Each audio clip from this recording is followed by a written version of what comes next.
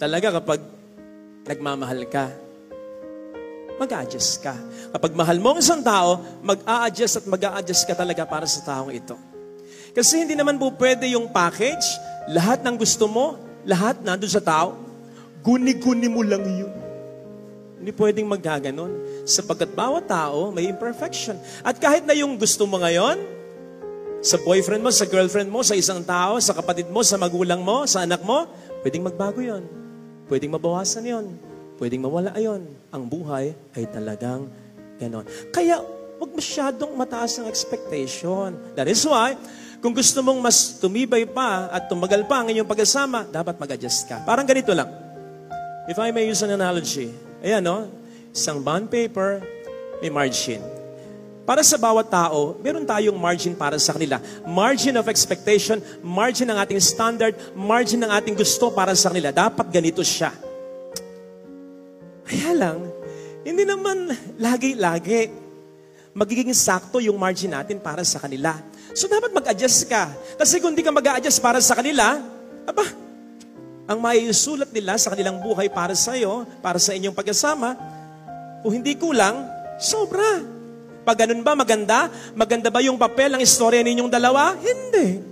Kulang, sobra, pangit yun. So either, lukutin mo na lang yan, itapon mo na lang yan, o hindi mo na sulatan, hindi mo na dugtungan ng magaganda pang istorya ang buhay ninyong dalawa sa inyong pag-asama. Buti na lang ang Diyos, nag-a-adjust para sa atin ang kanyang margin. At yan ang makikita natin sa ating mga readings, sa ating gospel reading, lalong-lalo na. Sipin po ninyo, na wala ang bangkay ni Kristo. Kasi muling nabuhay. Yun ang totoo. Ano sabi ng mga disipulo? Ninakaw. Okay, sige, ninakaw. Kung ninakaw, ba't di nyo hinanap? Di ba kung ninakaw, dapat hinahanap?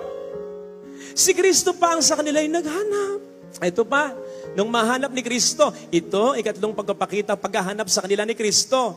Mga anak, may nahuli ba kayo? Sabi nila, wala po. So gumawa si Kristo ng milagro. Kung ako yon, may nahuli ba kayo? Wala po. Buti nga sa inyo. Ako kaya yung nagsabi sa mga fishes na huwag magpahuli sa inyo. Kaya ni Kristo gawin yun. Pinakain pa niya. Papakainin mo yung may malaking atraso sa'yo? Baka pakainin mo tapos lalasunin mo. Hindi ganun ang Panginoon. Pero, hindi naman po pwede adjust na lang ng adjust. Hindi naman po pwedeng pinagbibigyan ka, ganyan ka na lang. Abuso na yan.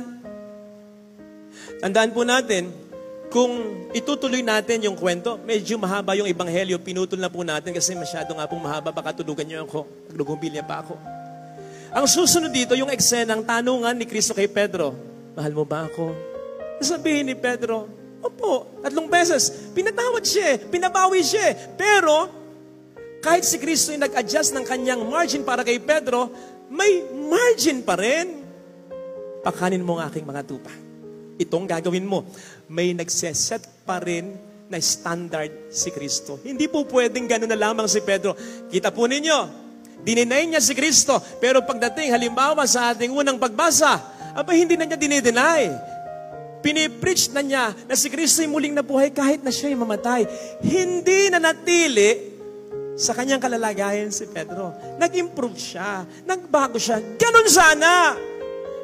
Hindi po pwedeng adjust na lang sila ng adjust para sa'yo. Dapat mag-adjust ka rin at mag-abot kayong dalawa. Tandaan natin na ang Panginoon ay nagkatawang tao, hindi para manatiling tao, kundi upang sa kanyang pagka-Diyos tayo makasalo. Tandaan natin, ang Diyos ay hindi nag-a-adjust para lamang makapag-adjust, adjust. Tayo naman ay mananatiling just o basta-basta. No! Dapat mag-improve tayo. Dapat magbago. God, indeed, is willing to meet us where we are. Pero hindi naman po pwedeng dyan lang tayo where we are forever na lang. Just going by in life? Just standing by in life? Dapat mag-improve ang buhay. Dapat magbagong buhay. Hindi ka pinatatawad para muli kang magkasala. Hindi ka pinagpapasensyaan para ipagpatuloy mo ngayong pagkukulang. Hindi ka binibigyan ng tsansa para umabuso ka. Pinatatawad ka pinagpapasensyahan ka, binibigyan ka ng tsansa para makapagbago ka pa.